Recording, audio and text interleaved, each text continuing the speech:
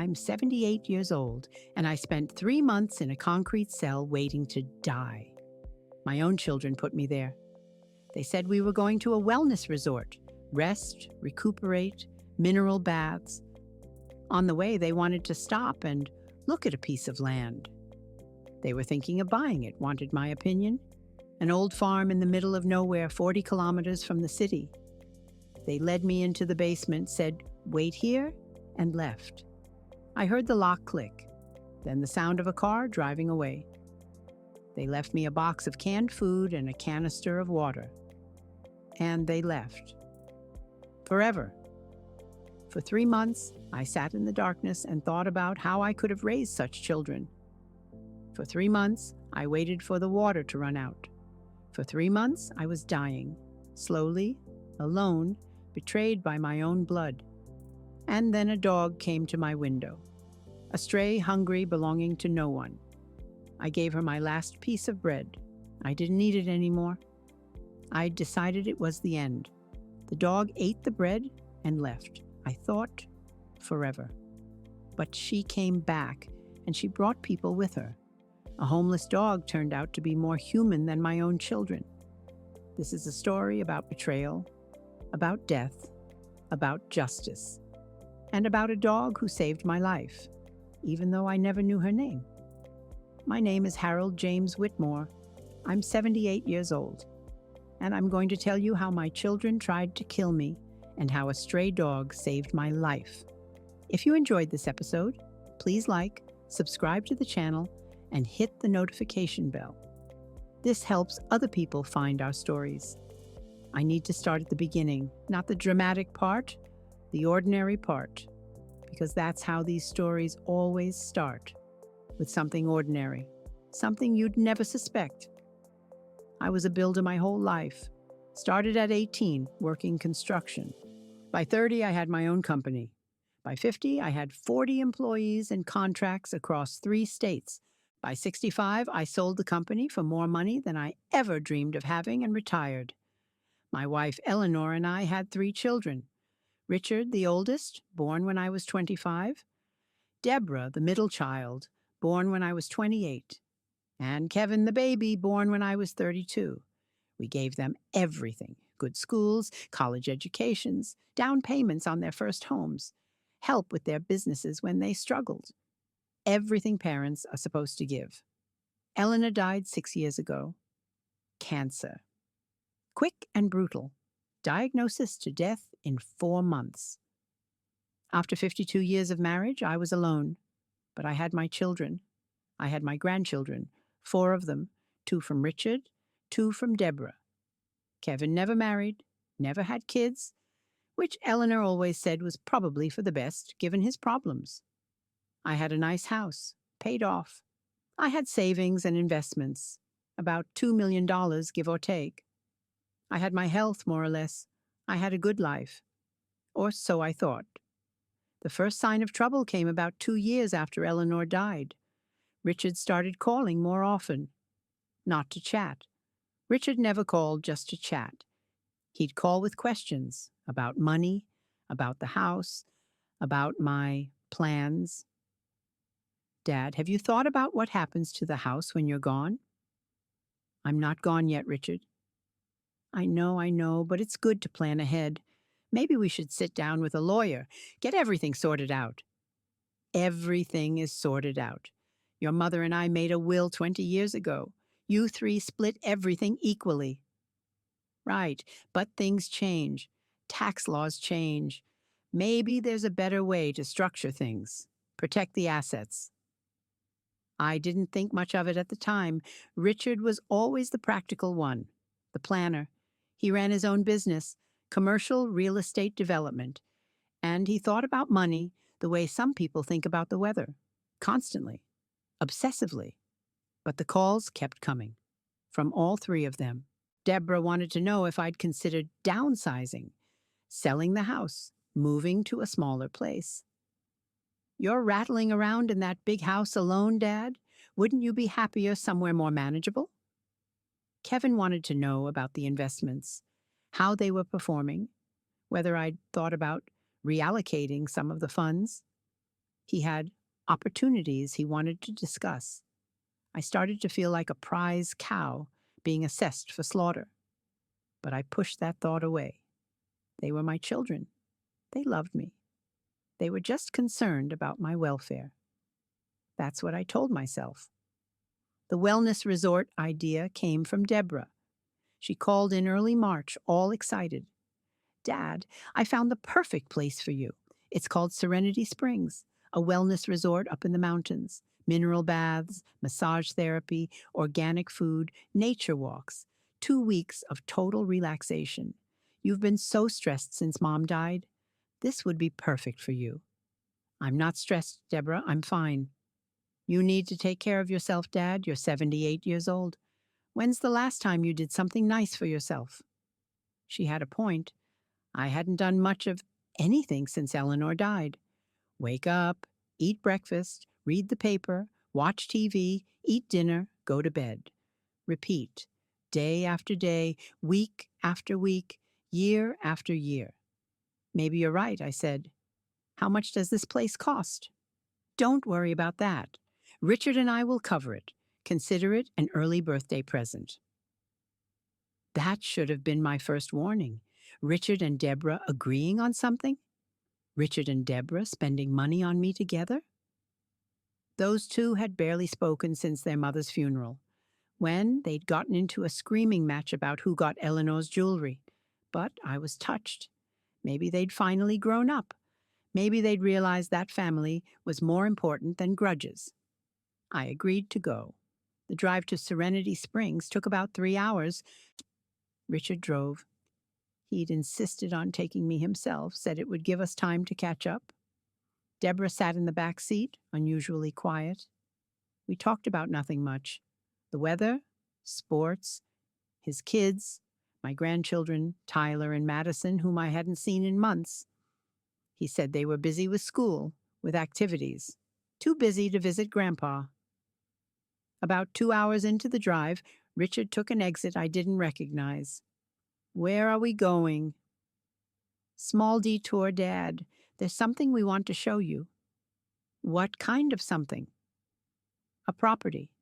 Deborah and I are thinking about investing together, building a family retreat. A place where we can all come for holidays, weekends, whatever.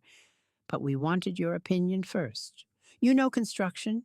You'd be able to tell us if it's worth developing. It made sense, sort of. I did know construction, and the idea of a family retreat was nice. A place where my children and grandchildren could gather, like we used to when Eleanor was alive. All right, I said. Let's take a look. We drove another 40 minutes, deeper and deeper into rural nowhere. The paved road turned to gravel, then to dirt. Trees closed in around us. I saw no other cars, no houses, no signs of civilization. This is pretty remote, I said. That's the point, Dad. Privacy, nature, away from the city. We finally stopped at an old farm. The house was half collapsed, roof caved in, walls crumbling. But there was another building, a sturdy concrete structure that looked like it might have been a storage facility or maybe a livestock shelter. Solid. Windowless except for a few small openings near the roof. What do you think? Richard asked. 20 acres. The farmhouse is a teardown, obviously, but the land is good. We could build something beautiful here. I got out of the car and looked around. It was pretty, I had to admit. Rolling hills, forest in the distance, a creek running along the edge of the property. It has potential, I said. But you're looking at a lot of work. You'd need to bring in utilities, electricity, water, septic. That's expensive out here, being so far from everything. Come look at the concrete building, Deborah said. We were thinking of converting it into a guest house while the main house is being built. We walked over. The building was solid, poured concrete walls, about 40 years old by the look of it. Industrial, probably used for equipment storage or animal housing, back when this was a working farm. There was a heavy door on one side. Deborah opened it. Go ahead, Dad, check it out. Tell us what you think about the foundation. I walked inside. It took my eyes a moment to adjust to the darkness. The space was maybe 30 feet by 30 feet. Concrete floor, concrete walls, two small windows near the ceiling covered with metal grates, a bare light bulb hanging from the ceiling turned off. In one corner, I noticed some supplies that seemed out of place: a stack of canned goods, cases of bottled water, a thin mattress, a bucket. "What's all this?" I started to ask. And then I heard it: the door closing behind me, the lock clicking into place. I spun around, rushed to the door, tried the handle. It didn't budge. "Richard, Richard, what's going on?" His voice came through the door, muffled but clear. "I'm sorry, Dad. We didn't have a choice." "What are you talking about? Open this door." "You're 78 years old. You've had a good life, and we need what's ours." "What's yours? I'm your father." "The house, the money. It should have come to us years ago. Mom's been gone 6 years. You just sit in that house doing nothing, spending nothing while we struggle. Richard's business is failing. My ex-husband took everything. Kevin owes money to people who will kill him if he doesn't pay. We need this, Dad." Deborah's voice now. Calm, reasonable, like she was explaining why she couldn't make it to Sunday dinner. "We are not monsters. We're not going to hurt you. We left you supplies, enough food and water for a few weeks. Longer if you're careful." And then what? Silence. A long silence. Then Richard. "Goodbye, Dad. I'm sorry it had to be this way." I heard their footsteps walking away. I heard car doors opening, closing. I heard the engine start. I heard them drive away. And then I heard nothing at all. Let me tell you what it's like to be locked in a concrete room with no hope of escape. At first, you don't believe it. Your mind rejects the reality. This isn't happening. They'll come back. They'll realize what they've done and come back. They're just trying to scare me, teach me a lesson. They'll be back any minute. I pounded on the door until my hands bled. Literally bled. The skin on my knuckles split open, left dark smears on the steel. I screamed until my voice gave out, until all that came from my throat was a ragged whisper. I searched every inch of that room for a weakness, a way out, anything. There was nothing. The concrete was solid. I knew good concrete. I'd poured enough of it in my life. This was quality work, 8 inches thick at least, reinforced with rebar. The door was steel, commercial grade, the kind you'd find on a bank vault or a secure storage facility. The windows were 8 feet up, maybe 6 inches wide, covered with welded grates. I was trapped. After a few hours, the disbelief fades. It's replaced by anger. White-hot, burning anger. At your children. At yourself for not seeing it coming. At the world for allowing this to happen. I cursed them. All 3 of them. I called them names that I'd never spoken in my 78 years of life. Words I didn't know I knew. Words that seemed to boil up from some dark place inside me that I'd never visited before. I promised revenge, justice, punishment. I swore that if I got out of here, I would make them pay. I would destroy them. I would watch them suffer the way they wanted me to suffer. But the anger fades too. Eventually, because anger takes energy, and energy is something you need to conserve when you don't know how long you have to survive.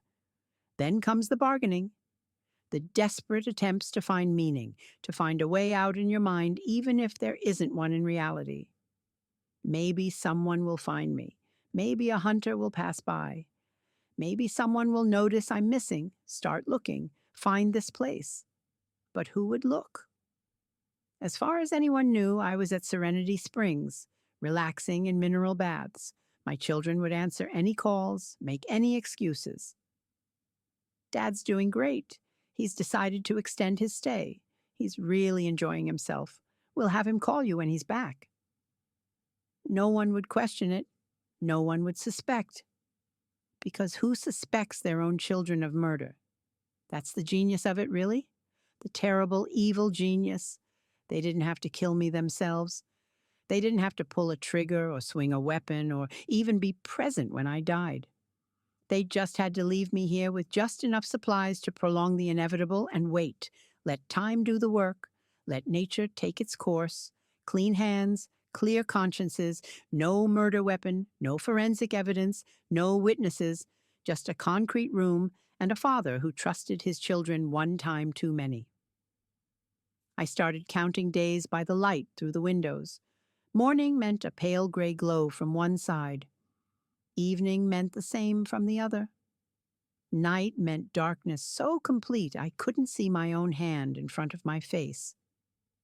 I made marks on the wall with a piece of broken concrete I'd found in the corner, one mark for each day. It was probably pointless. Who was going to see these marks? But it helped me stay oriented, helped me feel like I had some control over something, even if it was just tracking my own slow death. I rationed the food, counted the cans. 24 cans of various things: baked beans, chicken soup, vegetable medley, tuna fish, 4 cases of water bottles. 24 bottles per case, 96 bottles total. If I was careful, very careful, I could make it last maybe 2 months. And then? I didn't want to think about and then. So I thought about other things, about my life, about Eleanor, about the children we'd raised and where we'd gone wrong. Was it our fault? Had we made them this way? Too much money? Not enough hardship? Too much giving? Not enough teaching? I thought about every decision, every moment, looking for the place where we'd failed.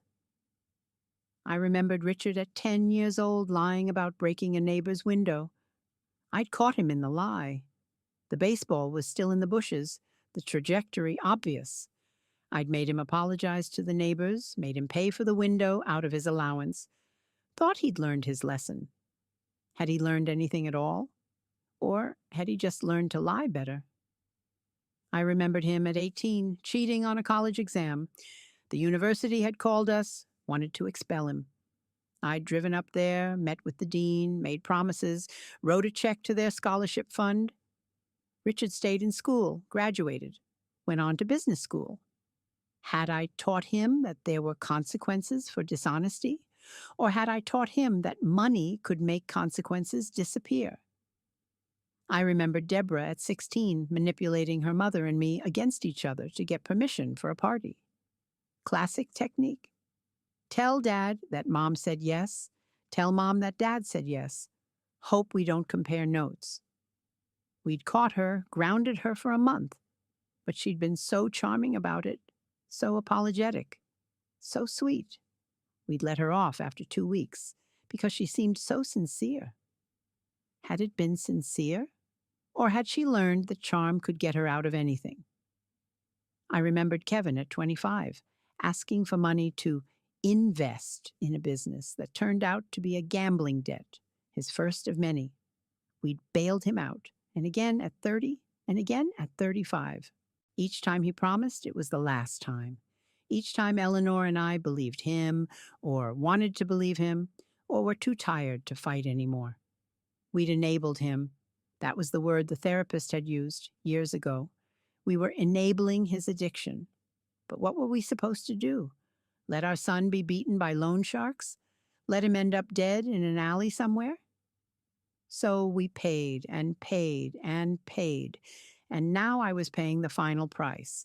The first month was the hardest. Not physically, I still had food, still had water, but mentally, emotionally, spiritually. I was dying inside long before my body started to fail. The isolation was crushing. I'd been alone since Eleanor died, but this was different. Before, I was alone by circumstance. Now I was alone by design. My children had looked at me, calculated my worth, and decided I was worth more dead than alive. That knowledge ate at me, gnawed at the edges of my sanity. I talked to Eleanor out loud in the darkness. Sometimes I whispered, sometimes I shouted, sometimes I just moved my lips with no sound coming out at all. I should have died first, I told her. You always said I'd go before you, with my bad heart and my stubbornness. You were supposed to be the survivor. You would have seen through them. You would have known. I remembered our last conversation the night before she died. She'd been in and out of consciousness for days, the morphine making her drift. But that last night, she'd been lucid, clear. She'd looked at me with those beautiful eyes I'd fallen in love with 54 years earlier, and said, "Watch the children." "What do you mean?" I'd asked. They're not, they're not who you think they are. Watch them." I'd thought it was the drugs talking, the cancer, the fear of death making her paranoid. I'd patted her hand and told her not to worry. Everything would be fine. Everything was not fine. She'd known. Somehow, she'd known, and I hadn't listened. "I'm sorry," I told her ghost there in the darkness. "I'm so sorry. You tried to warn me and I didn't listen. I never listened enough, did I? You were always the smart one, the one who saw people for who they really were, and I just wanted to believe the best. Wanted to believe our children loved us." No answer came, of course not. She'd been gone 6 years. But talking to her helped, somehow. Made me feel less alone. Made me feel like someone, somewhere was listening. I thought about my grandchildren. Tyler and Madison, Richard's kids, Sophie and Emma, Deborah's girls. 4 beautiful children who barely knew their grandfather because their parents were always too busy, too distant, too caught up in their own problems to bring them by. Tyler was 16, almost a man. I'd tried to connect with him at family gatherings, but he was always on his phone, always somewhere else mentally. Richard had enrolled him in an expensive boarding school. I'd written the tuition checks myself, thinking I was helping. Now I wondered if I'd just helped Richard distance his son from any positive influence. Madison was 14, a sweet girl, quiet, with her mother's eyes. Her parents had divorced 2 years ago.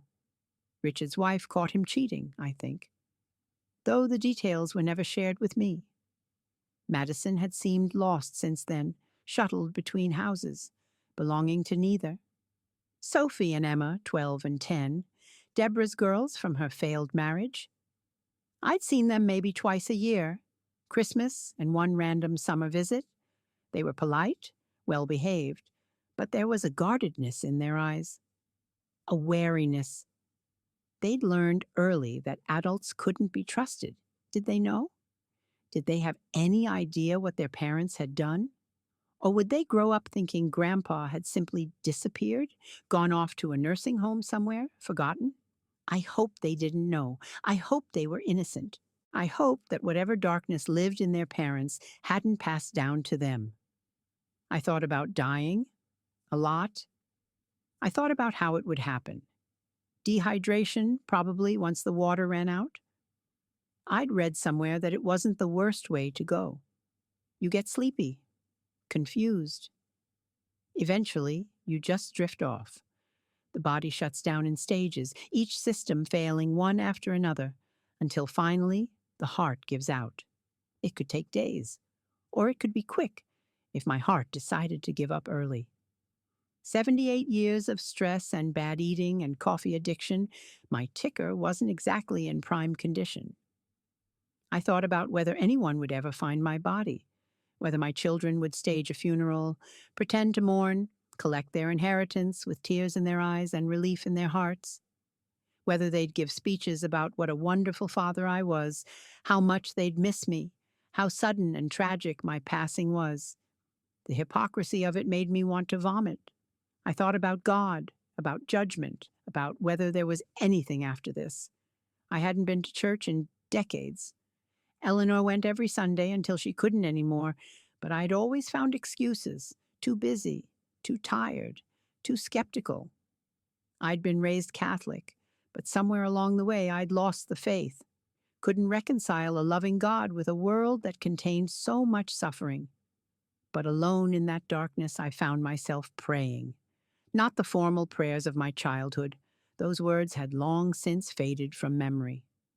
Just talking to whoever or whatever might be listening. If you're there, I said, I need you to know. I tried. I tried to be a good man, a good husband, a good father. I made mistakes, plenty of them.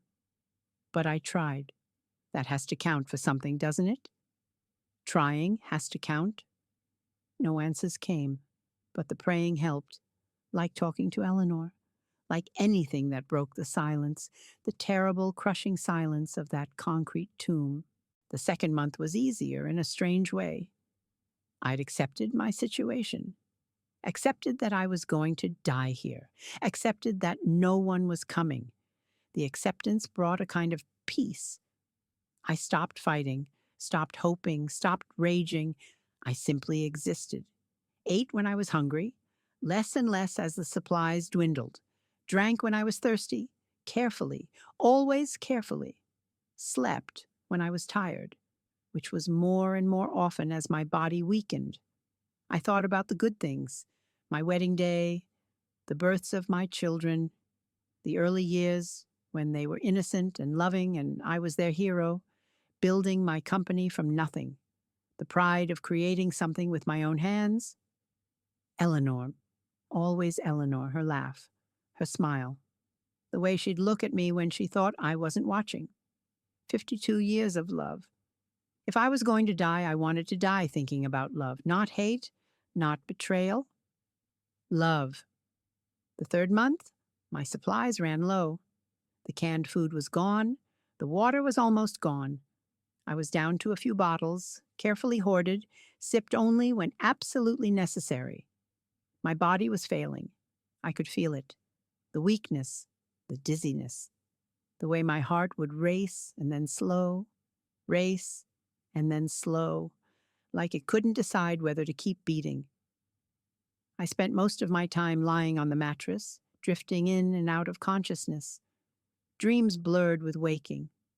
I saw Eleanor. I saw my children as they'd been, young, innocent, loving. I saw my own father, dead 40 years, reaching out his hand. Not yet, I told him. I'm not ready yet. But I knew it wouldn't be long. I had one piece of bread left, a hard, stale heel from a loaf that had been in the supplies that I'd been saving for, I don't know what, the end, I suppose, the very end. And then, one evening, as the light through the window faded from gray to black, I heard something, a sound, outside. At first, I thought I was imagining it. I'd been hearing things for weeks, footsteps that weren't there, voices in the silence, my own heartbeat amplified until it sounded like drums. The human mind, deprived of stimulation, starts creating its own. But this was different. This was real. Scratching, sniffing, the sound of something moving through the brush outside. An animal. I dragged myself off the mattress. It took effort. Everything took effort now. My muscles had atrophied. My joints ached constantly. Moving even a few feet felt like running a marathon. But I made it to the wall beneath the window. The grate was about 8 feet up, too high to reach, too high to see through from down here. But I could hear through it, more scratching. Then a face appeared at the grate, a dog's face, pointed ears, intelligent eyes, a long muzzle covered in brown and black fur. A German shepherd, or something close to it. Female, I thought, though I couldn't be sure from this angle. She was thin, terribly thin. I could see her ribs even through her fur, see the way her spine protruded, the hollow look of hunger in her eyes. A stray, lost, or abandoned, surviving on whatever she could find in these empty woods. The dog looked at me through the grate, tilted her head to one side, whimpered. "Hey there," I said. My voice was barely a whisper, as I hadn't spoken in weeks, hadn't had any reason to. The sound surprised me, how weak and ragged it was. "Hey, girl, or boy, whatever you are." The dog whimpered again, pawed at the grate with one dirty foot. Something stirred in my chest, an emotion I hadn't felt in weeks, months. something besides despair and resignation and the slow acceptance of death. Concern for this creature, this hungry, homeless creature who had wandered to my window by pure chance. A thought came to me, a ridiculous thought, given my situation. I had food. One piece of bread, hard and stale, the last of a loaf that had been in the supplies. I had been saving it for, I don't know what, the very end, I suppose, the moment when there was nothing else left.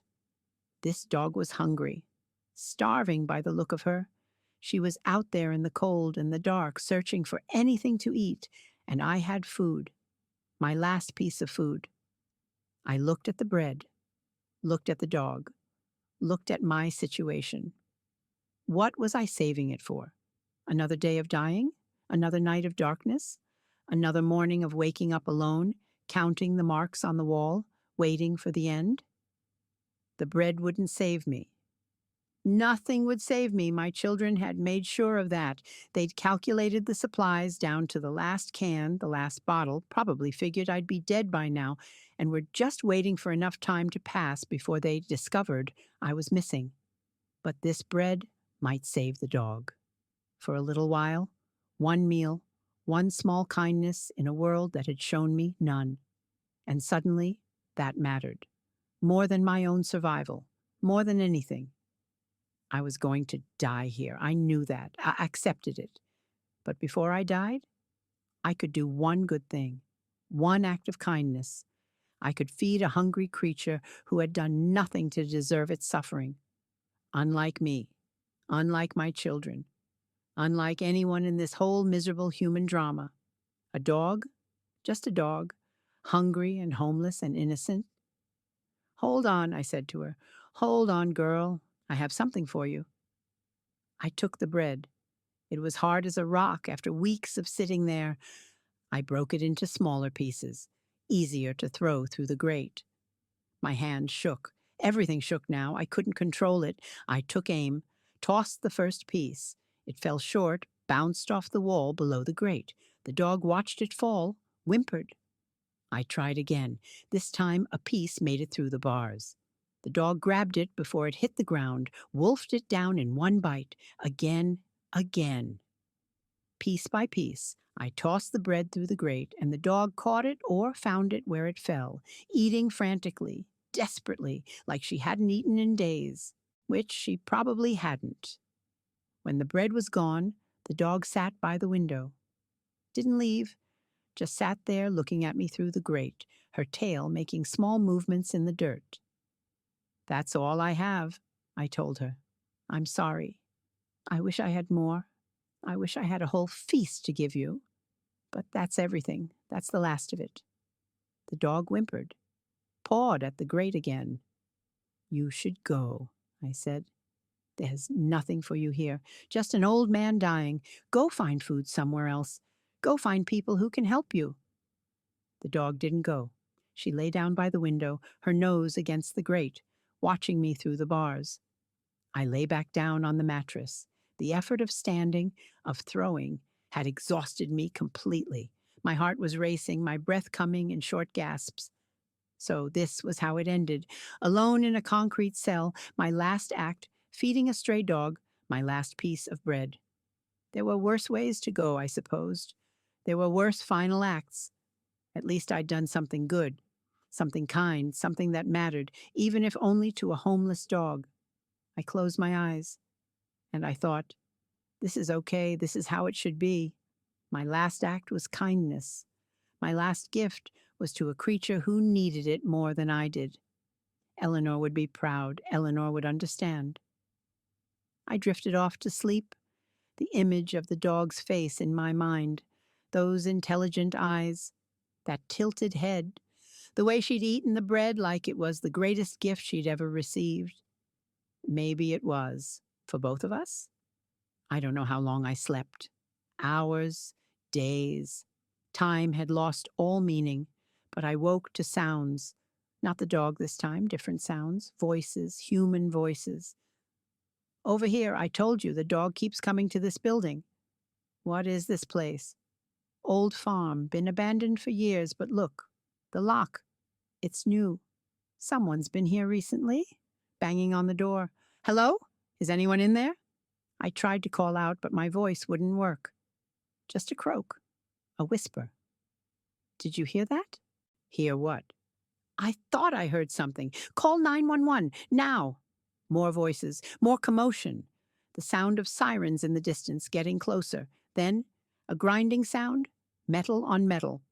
They were cutting the lock. The door swung open. Light flooded in, blinding after so long in darkness. I raised my hand to shield my eyes. Saw shapes, people, uniforms, and a dog. The same dog. Sitting by the door, tail wagging, looking at me with those intelligent eyes. Jesus Christ, someone said. There's a man in here. He's alive. Hands on me. Gentle hands, lifting me, carrying me. Sir, can you hear me? What's your name? I tried to speak. Couldn't. Sir, you're going to be okay. We're getting you to a hospital. The last thing I saw before I passed out was the dog, standing at the door, watching me go, like she was making sure I was safe, like she knew what she'd done. I spent 3 weeks in the hospital. When I woke up, really woke up, not just the confused half-consciousness of those first days, a police detective was sitting by my bed. Mr. Whitmore, I'm Detective Samantha Torres. If you're feeling up to it, I need to ask you some questions. I was feeling up to it. More than up to it. I had things to say, things that had been building in me for 3 months. I told her everything. The phone calls from my children, the wellness resort, the detour to look at property, the concrete room, the lock clicking shut, the sound of them driving away, everything. Detective Torres listened without interrupting. When I finished, she was quiet for a long moment. Mr. Whitmore, I have to tell you, your children reported you missing 4 days ago. Missing? They said you'd gone to a wellness resort, but when they tried to contact you, no one had heard of you. They filed a missing persons report. Very concerned, very upset. I laughed. It hurt. My ribs were damaged from malnutrition, but I laughed anyway. Of course they did. They probably figured I was dead by now. Time to discover my disappearance and start collecting. That's what we suspected. Their story had some inconsistencies, and then the dog showed up. The dog? A stray German shepherd. Started hanging around the sheriff's substation a few days ago. Deputy Martinez tried to catch her, give her to animal control, but she kept running off, always in the same direction. Deputy Martinez got curious, followed her. She led him straight to you. The dog. The hungry, homeless dog I'd given my last piece of bread to. She'd gone for help. Found humans, led them back to me. A dog I'd never met before. A dog I'd done nothing for except give her a few scraps of bread. And she'd saved my life. I want to see her, I said. The dog. I want to see her. They brought her to the hospital the next day. Deputy Martinez carried her in. She wasn't supposed to be there, but he'd pulled some strings. She was cleaner now. Someone had given her a bath. Still thin, but not as desperate looking. When she saw me, her tail started wagging. She pulled against her leash, straining to get to my bed. Let her go, I said. The deputy let go. The dog jumped onto the bed, carefully, like she knew I was fragile, and lay down beside me. Put her head on my chest, looked up at me with those eyes. I cried. For the first time since they'd locked me in that room, I cried. Not from sadness or despair, but from something else. Something I couldn't name. Gratitude, love, the overwhelming realization that this creature, this homeless, hungry, abandoned creature, had shown me more kindness than my own flesh and blood. What's her name, Shyam? I asked. She didn't have one. She's a stray, no collar, no chip. We've been calling her Lady, but that's just temporary, Mom. I stroked her head. She closed her eyes, content. Grace, I said. Her name is Grace, because that's what she gave me. Let me tell you about the investigation. Once the police started digging, the evidence piled up fast. The property where they'd imprisoned me, an old farm 43 kilometers from the city, had been purchased 6 months earlier through a shell company. The shell company was controlled by Richard. He'd paid cash. No mortgage, no paper trail. A perfect place to commit a perfect crime. My children's finances were a disaster, just as I'd suspected.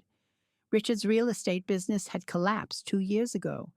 He'd been hiding the failure, borrowing money to maintain appearances, sinking deeper and deeper into debt. He owed nearly $700,000 to various creditors. Deborah's divorce had left her with nothing. Her husband had been the breadwinner. She'd been a stay-at-home mom. When he left her for a younger woman, she'd gotten minimal alimony, no house, no savings. She was working 2 jobs just to pay rent. Kevin, oh, Kevin, my youngest, my problem child. He'd graduated from gambling debts to borrowing from loan sharks. He owed $200,000 to people who broke kneecaps as a business practice. He'd received death threats. Actual, credible death threats. All 3 of them needed money desperately. And there I was, sitting on $2 million, healthy as could be, possibly living another 10 or 15 years. The math was simple. Kill Dad, split the inheritance, solve their problems. And they almost got away with it. The arrests were quiet. No dramatic chase, no standoffs. Richard was picked up at his office. Deborah at her apartment. Kevin at a casino. Where else would he be? All 3 were charged with kidnapping, unlawful imprisonment, and attempted murder. The prosecutors considered it premeditated. They'd bought the property months in advance, planned the whole thing carefully. First-degree charges all around. Bail was set high. Richard tried to pay, using money from the shell company, but the judge froze all their assets as potentially tied to the crime. They sat in jail awaiting trial, which is exactly where they belonged. I followed the case from the hospital, then from a rehabilitation facility, then from a hotel room. I couldn't go back to my house. Too many memories, too much pain, and frankly, I didn't want to. The house was where I'd raised those children, where I'd trusted them, where I'd been blind to what they really were. I wanted something new, something clean. But first, there was the trial. The trial lasted 2 weeks. 2 weeks of testimony, evidence, arguments. 2 weeks of my children sitting at the defendant's table in their prison jumpsuits, refusing to look at me, refusing to acknowledge what they'd done. The courtroom was packed every day. The case had become a sensation, local news at first, then national. Children lock father in basement to speed inheritance. The headlines wrote themselves.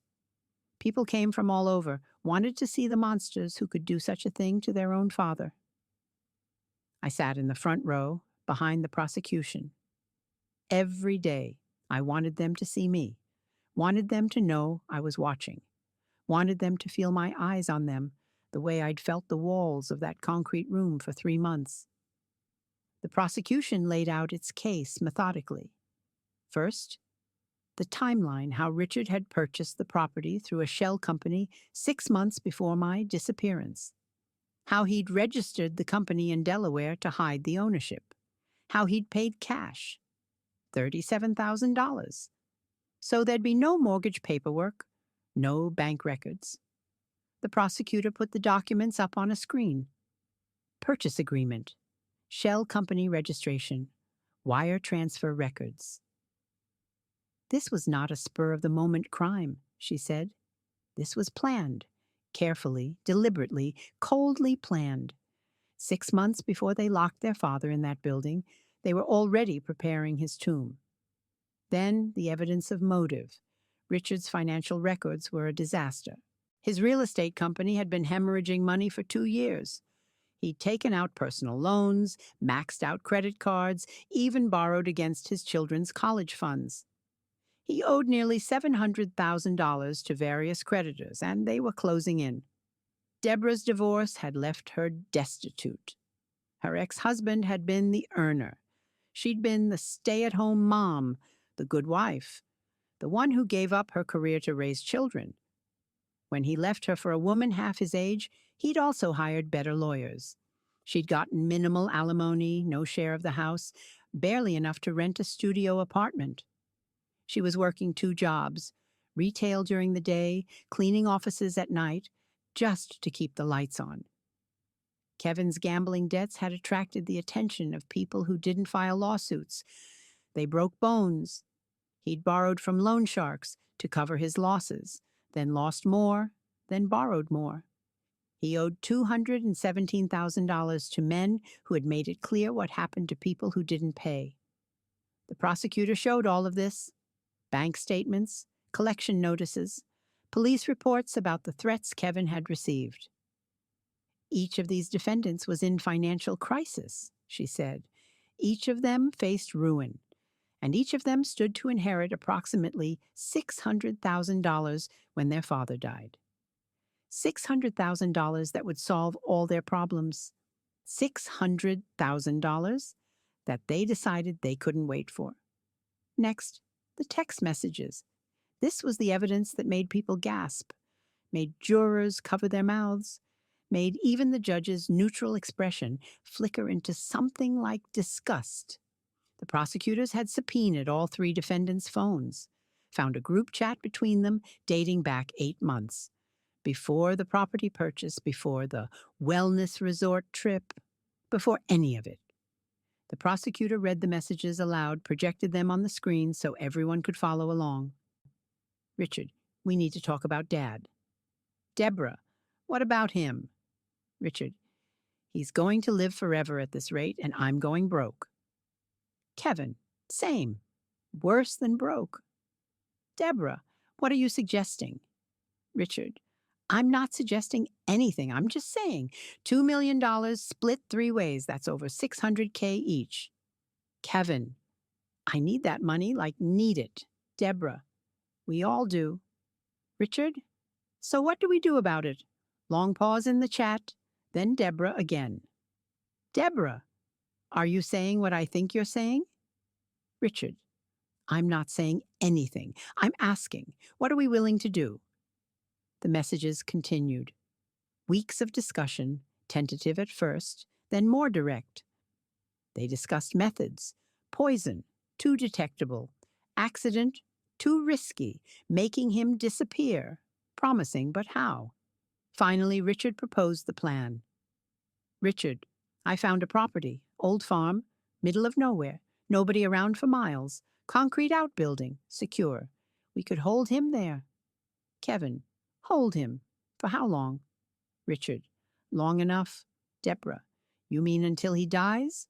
Richard, I mean until nature takes its course. We're not killing him. We're just not helping him. There's a difference. Kevin, is there? Richard, legally? Maybe.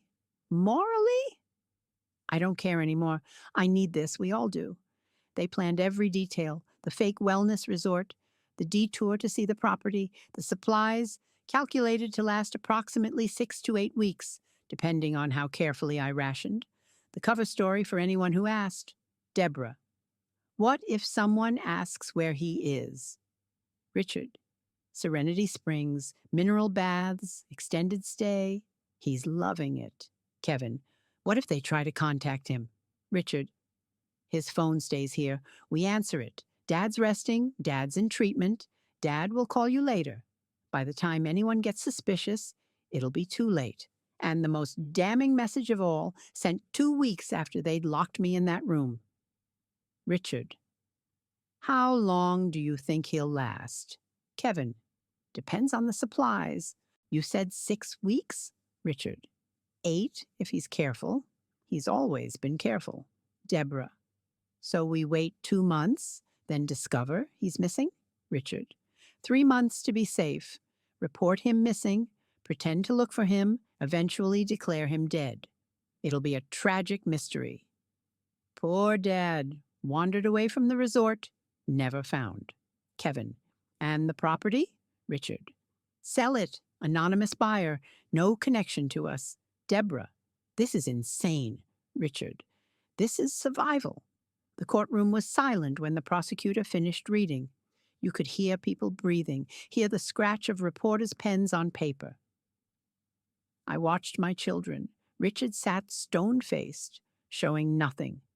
Deborah was crying, silently, steadily, like she'd been crying for days. Kevin looked like he wanted to crawl under the table and disappear. The prosecutor turned to the jury. Ladies and gentlemen, this is not a case about money. Not really. This is a case about what people become when they want something badly enough.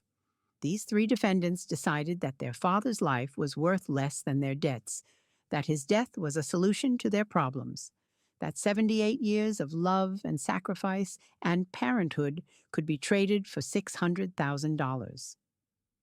They planned his murder for months.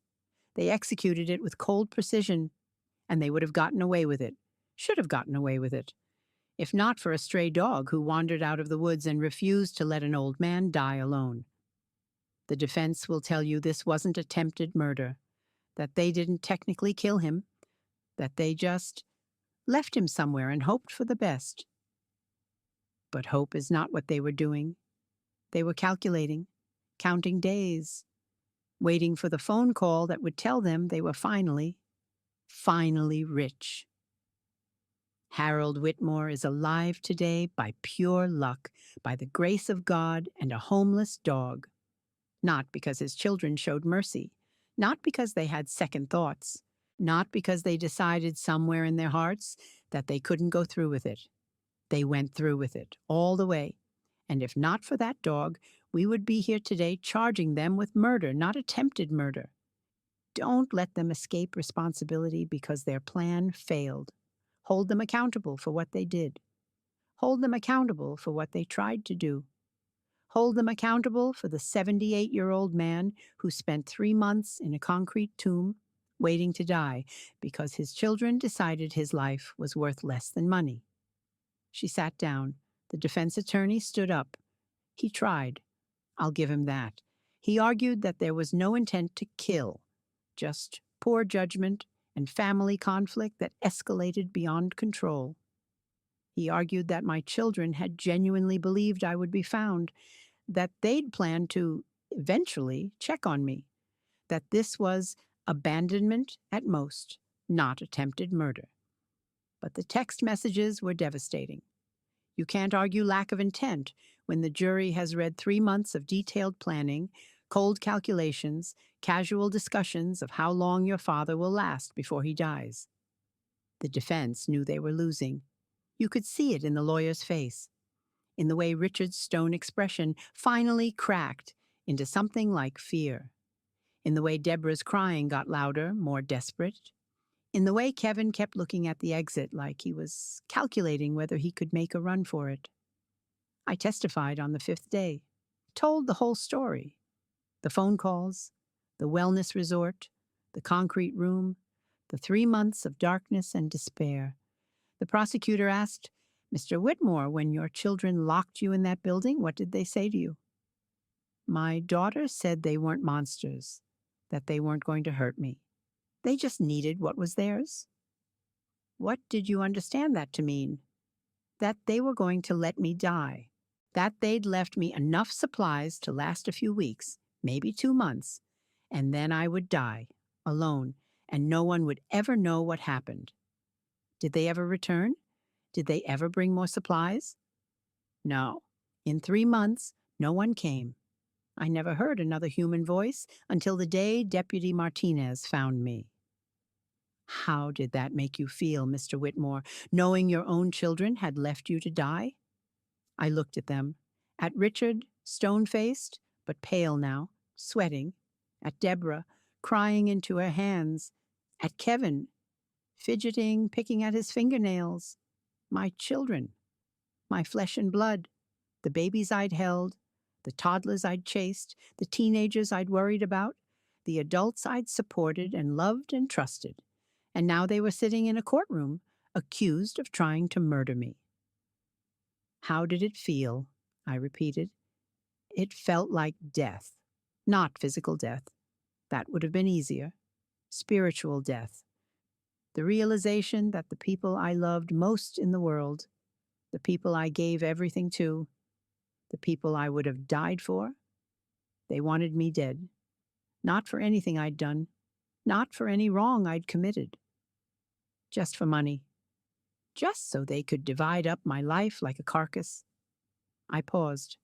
The courtroom was silent. But you know what? In that darkness, I learned something. I learned that love isn't blood. Love isn't obligation or inheritance or family name. Love is choice. Love is action. A stray dog I'd never met saved my life. She didn't know me. She didn't owe me anything. She was hungry and homeless and probably scared. But when I gave her my last piece of bread, the only kindness I had left to give, she remembered it. She chose to help me. She chose to find people, to lead them back, to save me. A homeless dog showed me more love than my own children. So how did it feel? It felt like the end of one life and the beginning of another. It felt like everything I believed was wrong. And it felt like maybe, just maybe, there was still goodness in the world, just not where I expected to find it. The defense tried their best. They argued that I was exaggerating, that the situation was a misunderstanding, that my children had planned to return, but circumstances prevented them, that there was no intent to kill, just poor judgment. But the evidence was overwhelming. The shell company, the premeditation, the purchase of the property months in advance, the supplies calculated to last only a certain amount of time, the fact that no one had returned in 3 months, the fact that they'd filed a false missing persons report only when they thought I should already be dead. And the text messages. Oh, the text messages. The prosecutors had subpoenaed their phones. Found a group chat between the 3 of them. How long do you think he'll last? The doctor said dehydration takes about 3 days without water, but he has water, so maybe 2 months? We should have given him less. Too late now, just wait. When should we discover he's missing? Give it 3 months to be safe, then act surprised. I heard those messages read aloud in court, heard my children's words, their calculations, their casual discussion of my death like it was a business transaction. The jury heard them too. The verdict came on a Thursday afternoon. The jury had deliberated for 47 minutes. 47 minutes for 3 months of suffering. Guilty, all counts, all 3 defendants. When the forewoman read the verdict, Deborah collapsed, had to be helped to her feet by bailiffs. Richard just stared straight ahead, jaw clenched. Kevin looked like he might vomit. The judge, a woman named Patricia Hartley, about my age, with steel gray hair and a face that had seen too much, called for order. I've been on this bench for 32 years, she said. I've seen terrible things, murder, abuse, cruelty of every kind. But I don't think I've ever seen anything quite like this. These defendants didn't kill a stranger. They didn't act in passion or desperation. They plotted carefully and coldly to murder their own father, the man who gave them life, the man who raised them, supported them, loved them. And for what? Money, that's all. Money they believed they were entitled to. Money they decided they couldn't wait to inherit. There is something broken in people who can do this. Something fundamentally, irreparably broken. And while I believe in rehabilitation, in second chances, in the possibility of redemption, I also believe in consequences. I'm setting sentencing for 2 weeks from today. The defendants will remain in custody until that time. She banged her gavel. It was over. Almost. Sentencing day was harder than the trial. I didn't want to go, didn't want to see them again. But the prosecutor asked me to be there, said it mattered. So I went. The courtroom was packed. The case had made national news. Children lock father in basement to speed up inheritance was the kind of headline that went viral. Everyone wanted to see how it ended. My children sat at the defendant's table. They looked different now. Prison had worn on them. Richard was thinner, grayer. Deborah's face was bloated from crying or medication, or both. Kevin had a nervous tic I'd never seen before. Part of me, a small, shameful part, was glad. Glad they were suffering.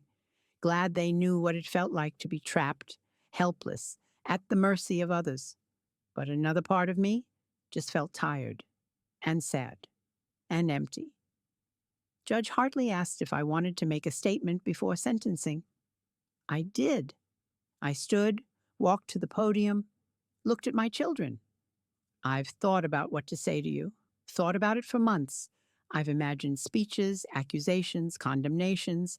I've imagined making you feel 1% of what I felt in that room. But standing here now, I realize I don't have words for what you did. There are no words. There's just loss. The loss of you, the loss of the children I thought I raised, the loss of the family I thought I had. You're going to prison. You deserve to go to prison, and when you get out, if you get out, I won't be there. I won't forgive you. I won't reconcile. I won't pretend any of this was okay. But I also won't let you destroy me. You tried. You tried to kill me. You failed. And now I'm going to live. I'm going to live better than I ever did before, not out of spite, that would give you too much power, but out of gratitude. Gratitude for the life I still have. Gratitude for the second chance I was given. By a dog.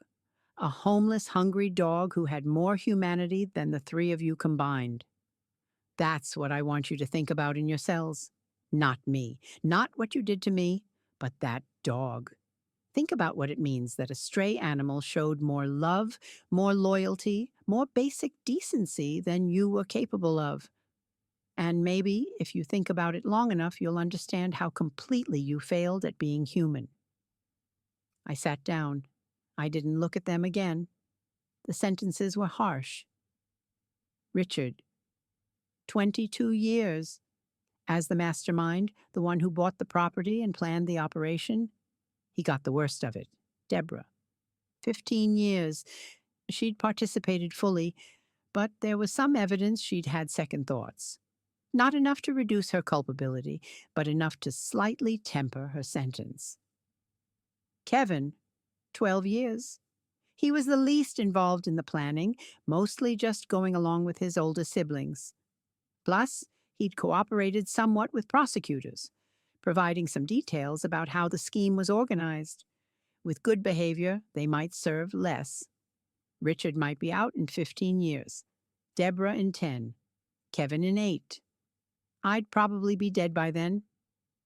I was 78. The math was simple, but that was okay. I didn't need to see them released. I just needed to know they were punished. That justice existed, that the world hadn't completely lost its mind. Now let me tell you about the good things, because there were good things, many good things. After the trial, I adopted Grace officially. The shelter was happy to let her go. She'd been there for months before finding me, and no one had claimed her. She came home with me to the small apartment I'd rented, and she's been by my side ever since. She sleeps at the foot of my bed. She follows me from room to room. She sits with me when I read, walks with me when I exercise, keeps me company when the nights get long and quiet. I don't know where she came from. Don't know how she ended up homeless, wandering the countryside. But I know what she is. A miracle. My miracle. I talk to her sometimes, tell her things I can't tell anyone else. You saved my life, you know. You had no reason to. I was just an old man dying in a hole, but you saved me anyway. She wags her tail when I talk. I like to think she understands. The grandchildren were harder. Richard had 2 kids, Tyler, 16, and Madison, 14. Deborah had 2 girls, Sophie, 12, and Emma, 10. When their parents were arrested, the kids went into emergency foster care.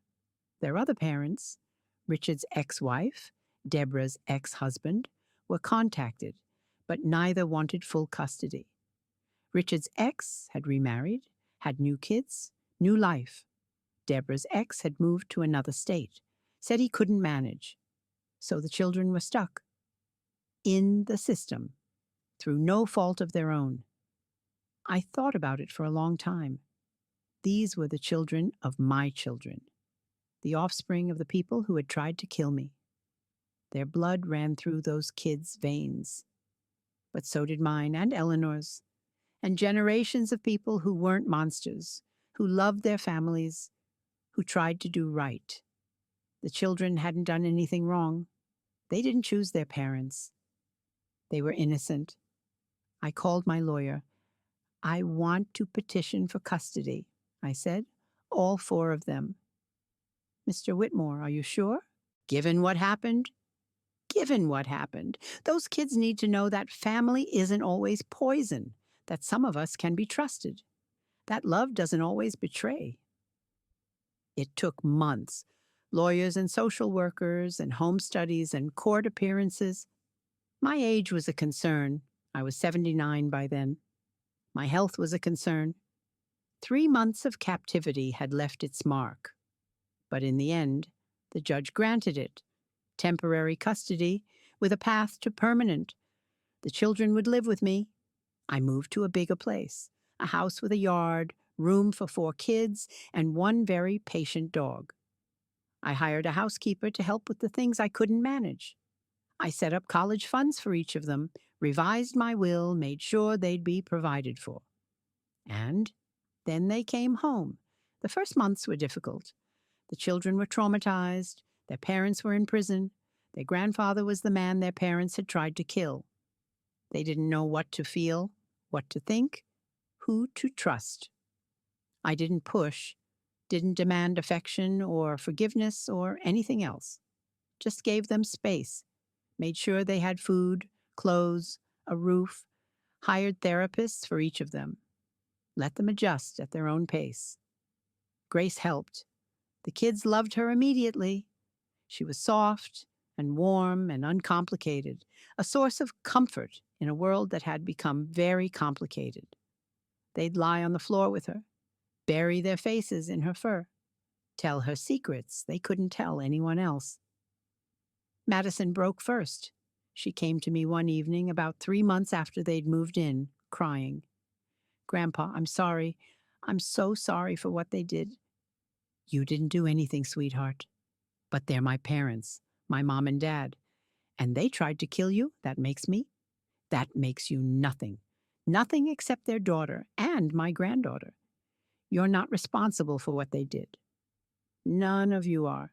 But how can you even look at us? We look like them. We have their blood. What if we're like them inside? What if there's something wrong with us too?" I took her hands, looked into her eyes that reminded me so much of Richard's, which reminded me so much of my own. "Madison, listen to me. You have my blood too, and your grandmother's, and 100 generations of people who loved each other, took care of each other, built families that worked. Your parents made terrible choices. That doesn't mean you will. You know what I see when I look at you. I see a 14-year-old girl who's been through hell, who's scared and confused and carrying guilt that doesn't belong to her.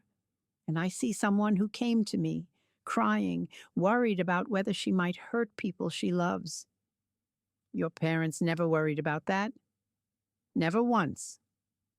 They didn't cry over what they did, didn't feel guilty, didn't ask themselves if they were monsters. You're asking, you're worrying, you're crying. That's how I know you're not like them. That's how I know you're going to be okay." She hugged me, hard, like she'd been waiting to do it for months and finally found permission. I felt her tears soaking through my shirt, felt her thin shoulders shaking with sobs. And I held her, this grandchild I barely knew, this girl who carried her parents' faces and her parents' blood, but not, I was beginning to believe, her parents' darkness. "I love you, Grandpa," she whispered. "I'm so glad you didn't die." I love you too, sweetheart, and I'm glad too. Sophie and Emma came next. The younger girls had an easier time in some ways. They were more resilient, more adaptable, less burdened by complicated feelings about their mother. Deborah had been distant even before the arrest. The girls had essentially been raising themselves while she worked two jobs and sank into depression. They attached to Mrs. Patterson first.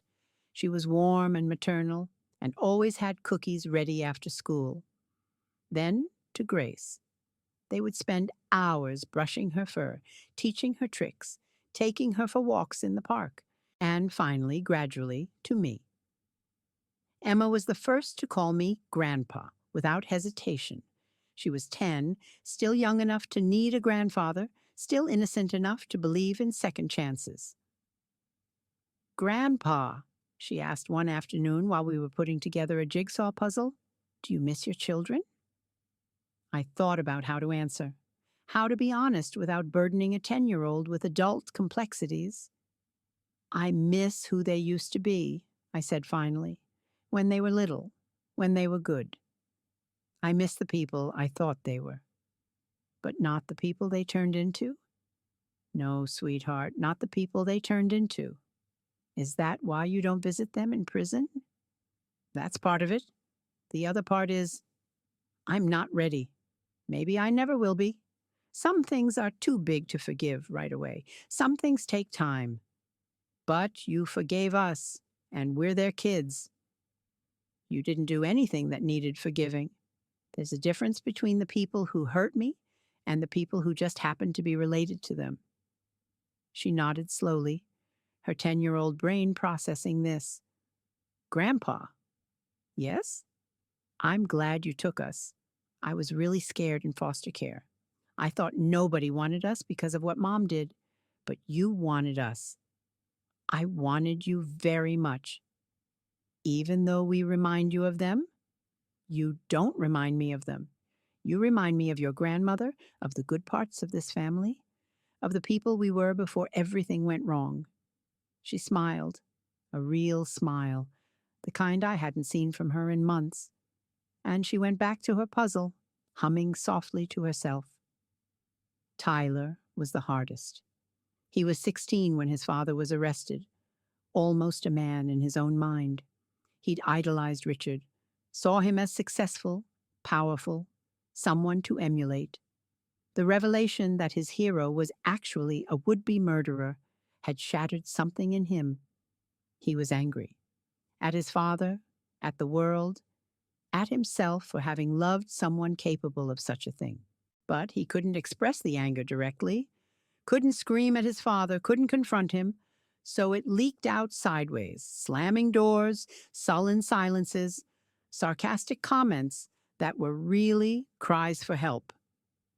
I gave him space, didn't force conversations, just made myself available, playing chess when he wanted to play, sitting quietly when he wanted company without conversation, listening when he was ready to talk. It took 8 months. He came to me one night after everyone else was asleep. Stood in the doorway of the living room where I was reading. Can I talk to you? Of course. Sit down. He sat across from me. Grace lifted her head, assessed the situation, and went back to sleep. Grandpa, did you see it coming? What Dad was going to do? No, I didn't. But you knew something was wrong, right? You must have noticed something. I noticed he was stressed, that he called more often, that he asked about money. But I thought he was worried about me, not planning to get rid of me. How could he do it? How could he look at you, talk to you, pretend everything was fine, while he was planning to lock you in a basement and let you die? I sighed. I'd asked myself this question 1,000 times. I don't know, Tyler. I've thought about it a lot. I think somewhere along the way your father stopped seeing me as a person. He started seeing me as an obstacle, a problem to be solved. And once you stop seeing someone as human, it's easier to hurt them. Is that what I am to him? An obstacle? A problem? No, God, no, Tyler, your father loves you. I believe that. Whatever else he loves his children. Then why is he in prison for trying to kill his father? Because love isn't always enough. Because people can love their children and still be selfish, still be weak, still make terrible choices. Your father was desperate, scared, drowning in problems he couldn't solve. And he convinced himself that the only way out was through me. That doesn't make it okay. No, it doesn't. Nothing makes it okay, but it might help you understand. He didn't do what he did because he didn't love you. He did it because he loved himself more, because when it came down to it, he chose his comfort over my life. Tyler was quiet for a long moment. I don't want to be like him. Then don't be. How? How do I make sure I don't turn into him? You pay attention to your choices, to how you treat people, to the moments when it would be easier to lie, to cheat, to put yourself first at someone else's expense. And when those moments come, you choose differently. You choose honesty. You choose kindness. You choose to be the person you want to be, not the person your father became. It sounds hard. It is hard, but you're not alone. You have your sisters. You have me. You have Grace. I smiled. And you have your grandmother's blood in you. She was the best person I ever knew.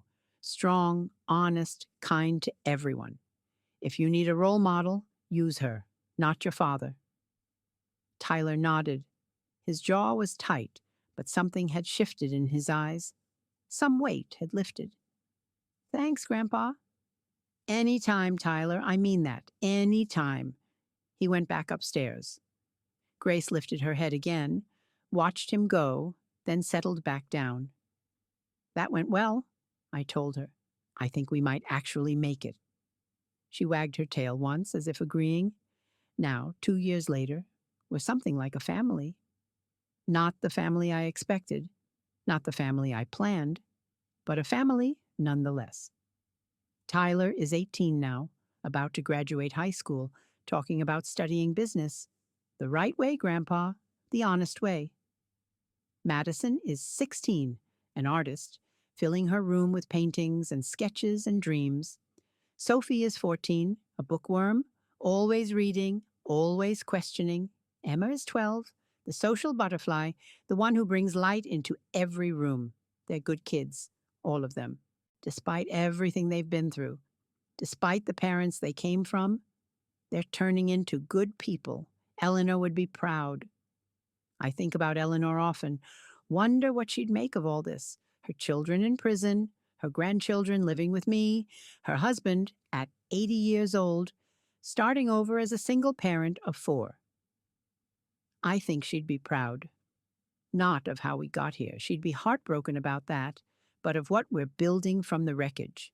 Of the choice to love instead of hate, to rebuild instead of give up. I think she'd love Grace too. Eleanor always wanted a dog. I'd always said no, too much trouble, too much mess. Now I have the best dog in the world, and I can't imagine life without her. Eleanor would laugh at that. Took you 80 years to learn what I always told you, she'd say. Dogs are worth the trouble. She was right about that and about so many things. Grace is getting old now. She was maybe 4 or 5 when she found me.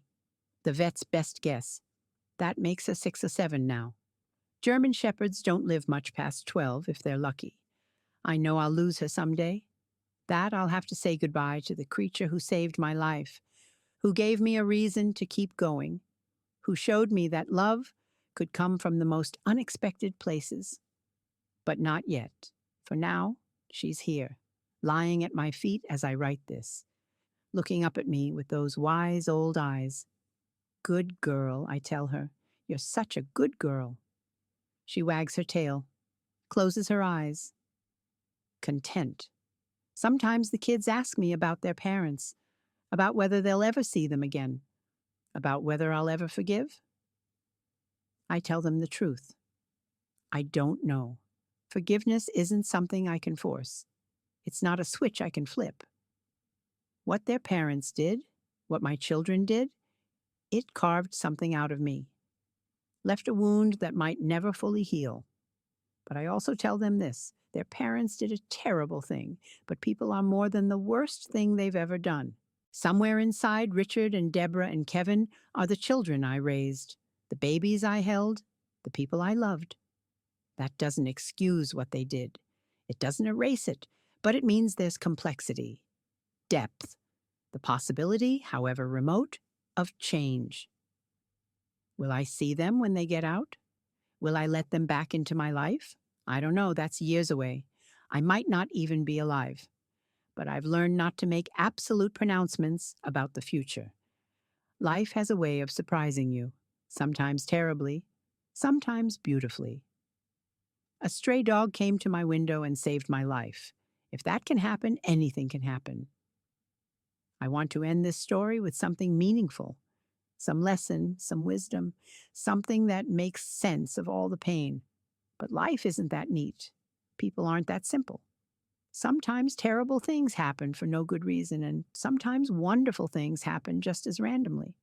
What I know is this: I was dying in a concrete cell, abandoned by my own children, with nothing left but a piece of stale bread. And I gave that bread to a hungry dog because it seemed like the right thing to do. Because even when everything was lost, I wanted my last act to be kindness. And that dog, that homeless, nameless, hungry dog, took my kindness and multiplied it, took my last piece of bread and turned it into my salvation. There's a lesson there, probably. Something about the world giving back what you put into it. Something about the unexpected sources of grace. But mostly I think it's just a story about a dog and an old man and the strange ways that love finds us. My name is Harold James Whitmore. I'm 80 years old. I have 4 grandchildren who need me, 1 very good dog who saved me, and a second chance I never expected. And that's enough. More than enough. That's everything.